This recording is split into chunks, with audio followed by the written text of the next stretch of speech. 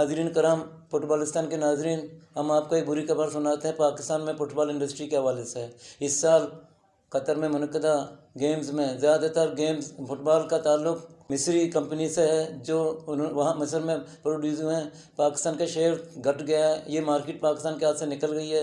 इस हवाले से हम जानते हैं अपने दोस्त, अपने साथी दानिश से, जो दोहा में मौजूद हैं, वो हमें इस हवाले से बताएंगे कि इसकी क्या तफसीलात हैं, इसके क्या हक़ाइक़ हैं।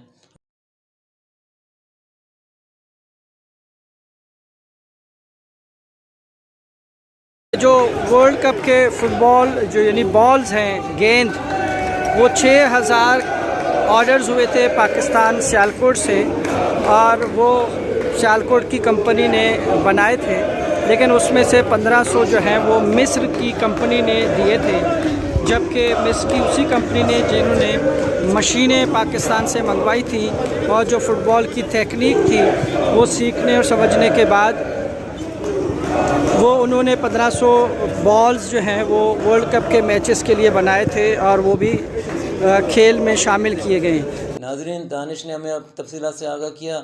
हमें ये भी मालूम है कि एक आधी से ज़्यादा मार्केट पर चीन का भी कब्ज़ा हो चुका है। चीन ने इस हवाले से क्या कंट्रीब्यूशन किया है? जी दानिश। जबकि चाइना ने भी उसी सेम गेंद की डुप्लिकेट्स जो हैं वो बनाए हैं, लेकिन वो ऑफिशियली मैच के दौरान इस्तेमाल नहीं होती वो गेंदें, वो सिर्फ़ सेल के लिए बार स्टॉल्स में अवेलेबल होती हैं, वो सस्ती होती हैं। जबकि सियालकोट की जो ऑफिशियल बॉल्स हैं वो बहुत महंगी हैं और बहुत कॉस्ट करती हैं, और डॉलर्स में पाकिस्तानी लाख रुपए से भी ज़्यादा उसकी एक कीमत है।